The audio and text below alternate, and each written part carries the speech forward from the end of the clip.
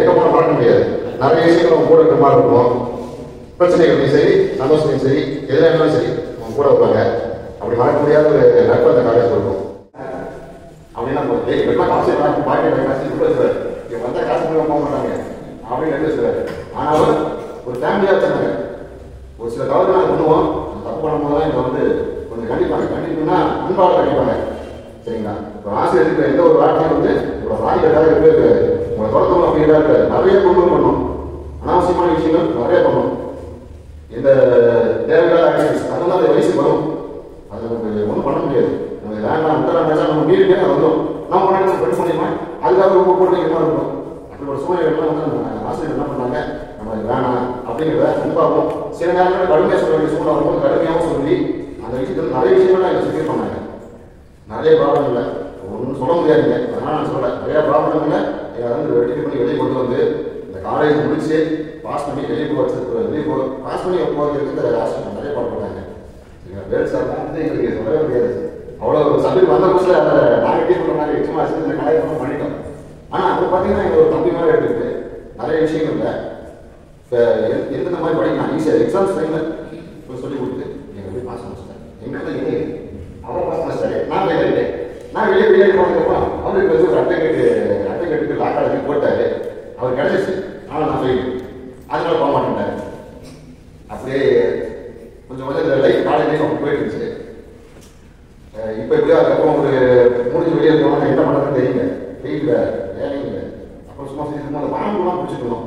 நானும் அதிகமாக சேர்ந்து பாம்பு பிடிச்சிக்கணும். அப்போ நான் வந்து பாஸ் பார்த்து கூப்பிட்டு நீங்கள் வெளியில் பாம்பு பிடிக்கூடாது, பிடிச்சி நம்ம டேஸ்ட் கொடுக்கணும் அப்படின்னாங்க. அப்போ நான் என்ன சார் பண்ணுறது, பாம்பை செக்கே பண்ணணும்ல, காப்பாற்றணும்ல, அதுவும் ஃபுட் சைன் பண்ணுறதில்ல. அப்போ என்ன பண்ணுறது அப்படின்னு கேட்டோன்னே நீங்கள் பாஸ் பண்ணணும் நினைக்கிறீங்க அப்படின்னு சொல்லி எனக்கு கூப்பிட்டு போயிட்டாங்க. கூப்பிட்டு போய் என்ன பண்ணால் பிடிச்சிட்டாங்க. என்ன ஏடிசி சொல்லிட்டு ஒரு ஸ்குவாட் இருக்குது. அந்த ஸ்குவாடுக்கும் அவர் வந்து ஆஃபீஸ் எடுத்தேன். ஃபஸ்ட்டு எங்கள் ஒரு ப்ரீமியம் எடுத்து பேசினாங்க, இங்கே போகணும்னு சொல்லி பேசினேன். சரி அப்படியே கொஞ்சம் நேரம் ஓடிச்சு. அப்புறம் எங்களுக்கு செட் ஆகிடும். அது வந்து டெம்பரரி ஜாப், 4000 சம்பளம், வீட்டுக்கு காசு கொடுக்க முடியாது. அங்கே ரெண்டு வர காசு எடுத்து செலவு பண்ணிங்க, எக்ஸ்ட்ரா காசு எடுத்து அப்பாட்ட வாங்கி செலவு பண்ணிங்க. இப்படி போயிட்டு இருந்துச்சு. அப்புறம் அந்த வேலை செட் ஆகி வெளியே வந்தோம். வெளியே வந்தோம் போலீஸ் எக்ஸாமுக்கு ட்ரை பண்ணுறோம். ரொம்ப கஷ்டம். ஏன்னா காம்படிஷன் பார்த்தீங்கன்னா ஒன்றும் இல்லை. இப்போதைய சூழ்நிலை கொஞ்சம் உங்களே தெரிஞ்சிருக்கும். அதாவது ஒரு எக்ஸாமுக்கு நீங்கள் அப்ளை பண்ணி பாருங்க, வேகன்சி வரும் 5000 4000 தான் இருக்கும். ஆனால் அப்ளை பண்ணுறவன் குரூப்பும் படிச்சு மாதிரி இருப்பான். சரி சும்மா போட்டுருக்கோம் அப்படின்னு போட்டு பயங்கர காம்படிஷன் பண்ணுறோம். அப்படி அந்த காம்படிஷனில் ஏதோ எங்களோட லாக்கு எனக்கு போலீஸ் வாய்ப்பு கிடைச்சிச்சு. யூத் பிரிகேட் வந்தோம், சொந்த போலீஸ் சுற்றி வந்தோம் 2 வருஷம். ஒரு போலீஸ் வாய்ப்பு கீழே கிடைச்சி இன்னும் படிச்சுட்டா இருக்கும். எஸ்ஐ எக்ஸாம் ட்ரை பண்ணிருக்கோம், படிச்சுட்டு இருக்கோம். எப்படியாவது பாஸ் ஆகிடும் நம்பிக்கை இருக்குது. ஆக்சுவலி நான் என்ன சொல்லணும்னு நினைக்கிறேன், நம்மள்கிட்ட காலேஜ் லைஃப்ன்றது ஒருத்தரோட லைஃப்பில் ஒரு மிகப்பெரிய கோல்டன் ஹவர்ஸ். இந்த 3 வருஷங்கிறது ஒவ்வொரு செகண்டுமே உங்களுக்கு வந்து லைஃப்பில் கிடைக்கவே கிடைக்காது. நீங்கள் இன்னைக்கு ஒரு செகண்ட் மிஸ் பண்ணிட்டீங்கன்னா திரும்ப பின்னாடி நீங்கள் யோசிக்கும் போது சார் அன்னைக்கு கொடுத்துருக்கான், இப்படி போயிருந்தது நல்லா இருக்கும் அப்படிங்கிறதெல்லாம் உங்களுக்கு வந்து இந்த காலேஜ் முடியும் போது தோணும். சரிங்களா? அதனால் இப்போ உங்களுக்கு என்ன வேணா இருக்கட்டும், ஜாலியாக இருங்க, சந்தோஷமாக இருங்க, ரொம்ப ஹாப்பியாக இருக்கும், தப்பு இல்லை. கொஞ்சம் கொஞ்சம் படிங்க. எக்ஸாம்ஸ், கவர்மெண்ட் எக்ஸாம்ஸ், எல்லா எக்ஸாம்ஸும் 10th குவாலிஃபிகேஷன் 12th குவாலிஃபிகேஷன் நிறைய எக்ஸாம் போடுறேன்.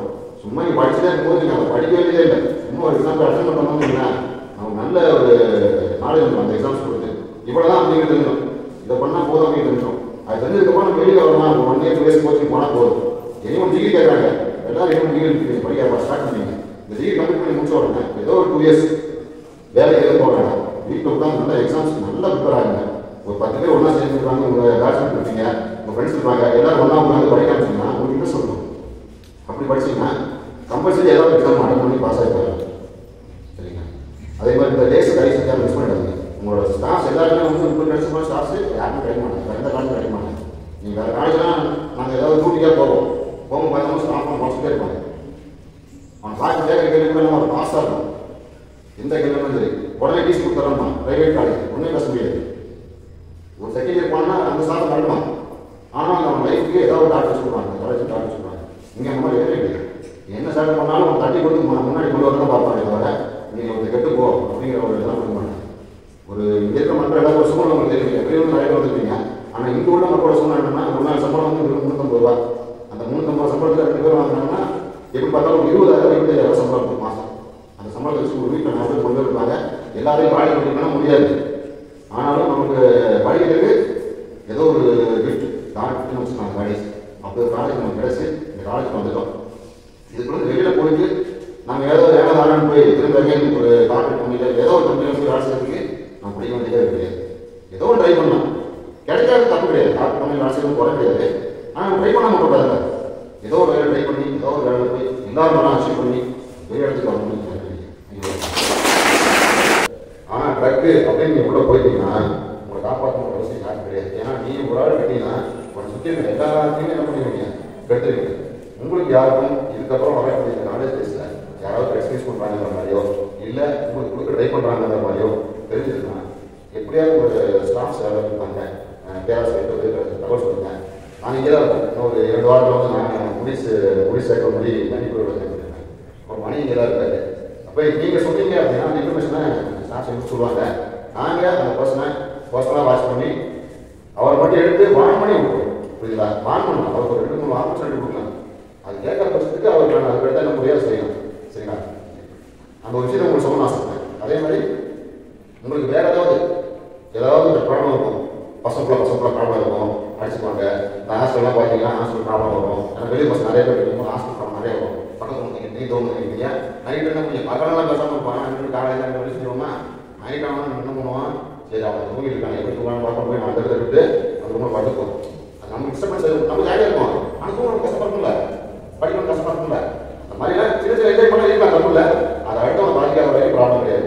அந்த மாதிரி பாதிக்க பண்ணினா கூட ஒரு சண்டை போட்டு அவங்க பிரச்சனை பண்ணி ஆர்டிகல் பண்ணி அடிதடியாக்கி அதனால ஒரு ப்ராப்ளம் கிளியர் ஆகிடும். சரிங்களா? அது சின்னதாக நீங்கள் ஸ்டார்ட் பண்ணுவீங்க, அது பெரிய வெளியே போய் முடியும்னா பெரிய லெவலில் முடியும். உங்களுக்கு 40 யாருமே வந்து நிற்க முடியாத அளவுக்கு ஒன்று படிக்கும். அதனால அந்த மாதிரி எதுவும் ப்ராப்ளம் வந்தாலும் உங்கள் வேலை செய்யறது அதை நீங்கள் சொல்லணும், தப்பு இல்லை. உங்களுக்கு தனிப்பட்ட விஷயத்தில் எந்த விஷயம் பண்ணாலும் சரி, இந்த விஷயம் தான் சொல்லலாம், இது சொல்லக்கூடாது கிடையாது. அதே மாதிரி பொண்ணுங்களுக்கும் சரி நிறைய ப்ராப்ளம் வரலாம். ரோட்டில் போகிறோம், யாராவது யூஸ் பண்ணலாம், இதை போடக்கூடிய பசங்களை கூட யாராவது ரிட்டர் பண்ணலாம். உங்களுக்கு அது பிடிக்காம நிறைய விஷயங்கள் இருக்கும். பிடிச்ச விஷயம் நிறைய இருக்கும், நீங்கள் வச்சுக்கோங்க. அது பிடிச்ச விஷயங்களும் நீங்கள் ஸ்டார்ட் பண்ணலாம். பிடிக்காத விஷயங்கள் என்ன பண்ணலாம், இந்த மாதிரி நடக்குது பொண்ணு அப்படிங்கிறது நீங்கள் ஸ்டார்ட் சொன்னீங்கன்னா ஆகும். அது யாராக இருந்தாலும் சரி, பசங்க வெளியில் இருக்கவங்க இல்லை வேற டீச்சர்ஸ் யார் எது பண்ணாலும் நம்ம என்ன சொல்லலாம், தைரியமாக போய் நம்ம ஸ்டார்ட் சொல்லிட்டோம்னா அவங்க சிசியை ரெடி பண்ணி கொடுத்துருவாங்க. கரெக்டாக ஒரு ப்ராப்ளம் பெருசாக என்ன பண்ணுவாங்க, சின்னதாக இருக்கும்போதே அதை எப்படி முடிக்கணும்னு பார்த்து ஒன்று அந்த ஸ்டாஃபே முடிஞ்சு சாப்பாடு பண்ணி சொல்லுவாங்க. இல்லை பிரின்சிபல் சம்பளம் வச்சு தான் சால்வ் பண்ண முடியும்னா அவங்க சால்வ் பண்ணி கொடுப்பாங்க.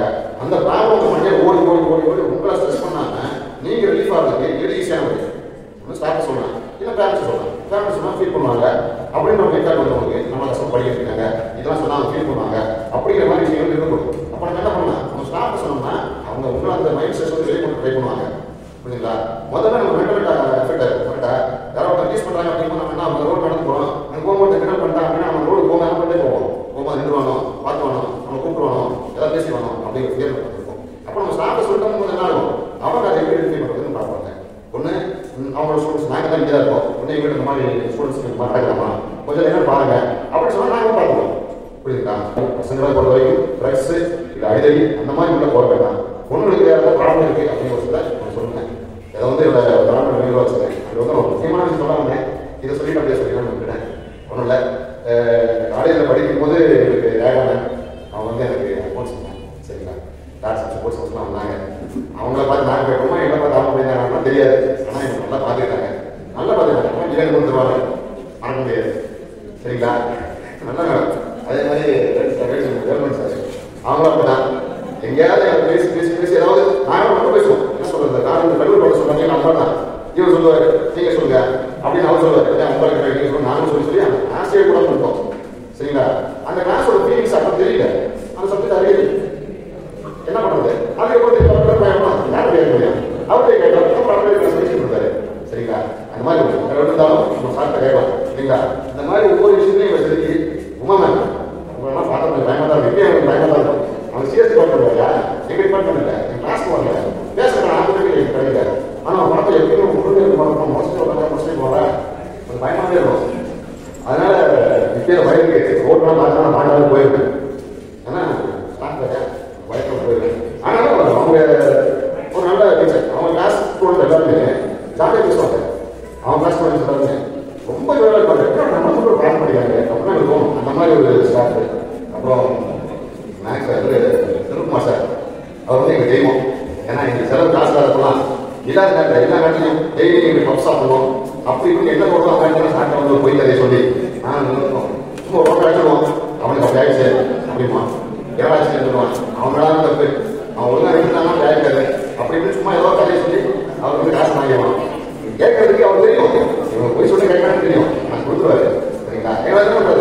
ஸ்டூடெண்டாக பார்க்க மாட்டாங்க. ஸ்டாஃப்ஸ் வந்து யாரையுமே ஸ்டூடெண்டாக பார்க்க மாட்டாங்க. அவங்களோட குழந்தை தான் பார்ப்பாங்க. ரொம்ப போர் அடிக்கிறாங்க, பின்னாடி பேச ஆரம்பிச்சிங்க, சுத்திக்கிறேன் அப்படிதான் சுத்திட்டு கஷ்டப்பட்டு கஷ்டப்படுறாங்க. எந்த கஷ்டப்படலாம் நீங்களும் அதை எப்படி நீங்க வந்துருக்கீங்க. அப்படி இருந்தீங்களா பொழுது வச்சு பேச வச்சு அவங்க பேசிட்டு நான் கேட்டுருக்கோமா? இப்ப நாங்க பேசுறத எங்க அப்பாவும் கேட்கறாங்க, ஸ்டாஃபும் கேட்கறாங்க. ஒரு கேட்க வச்சு எங்களை வந்து ஒரு பெரிய சந்தோஷம் அடைந்தாங்க. என்ன சொன்னதே தெரியல. இந்த ஃபீல் உங்களுக்கு தெரியணும்னா நீங்க எல்லாம் ஒரு வார்த்தை கிடைக்கும்ல, கிடைக்கும், கண்டிப்பா கிடைக்கும். இதுக்கு எல்லாருக்கும் கிடைக்கும், கிடைக்காதுல்ல, யாருக்கும் ஒரு இடத்துக்கு கிடைக்கும். அவங்க சேர்த்து வந்து ஸ்டாஃப் பண்ணி நீங்க பேசும்போது ஒரு பேலன்ஸ் பண்ணி பேசும்போது அந்த ஃபீலிங்ஸ் வந்து எல்லா வார்த்தையும் சொல்ல முடியும். அப்படி ஒரு ஹாப்பியா இருக்கு. நல்ல ஒரு ஆப்பர்ச்சுனிட்டி கொடுத்த கல்லூரி முதல்வர் ஐயா அவர்களுக்கும், கல்லூரி பேராசிரியர் ஐயா அவர்களுக்கும், பேராசிரியர் அம்மா அவர்களுக்கும், பெற்றோர்களுக்கும், ஏன்னா அவங்க தான் எங்களுக்கு கொண்டு வந்தாங்க. சரிங்களா?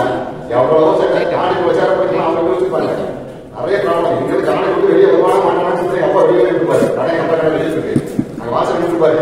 என் தங்கச்சி நேரம் போனோம்னா சொல்லுவோம், இவங்க காலேஜ் பண்ணா அவங்க அப்பா போட்டுக்கலாம்.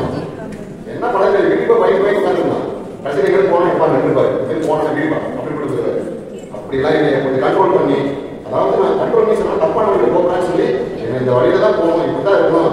இன்னும் எங்க அப்பா வெயிட் பண்ணி தான் இருக்காரு. சரிங்களா? எந்த ஒரு பேடாக்குமே எந்த தப்பாவும் கிடையாது, எந்த பேடாக்குமே கிடையாது. அவங்க எல்லாருக்கும் அவங்க சந்தோஷமா பண்ணிக்கலாம்ல. எனக்கு அம்மா கிடையாது. 2001 நம்ம நாட்டில் இறந்தாங்க. அப்போ ஒரு 5 குழந்தைங்க வீட்டில் 5 பேருக்கு கஷ்டப்பட்டு மனுஷன் வளர்ந்துட்டாரு. 5 பேருக்கு சாப்பாடு வேலைக்கு போகணும்.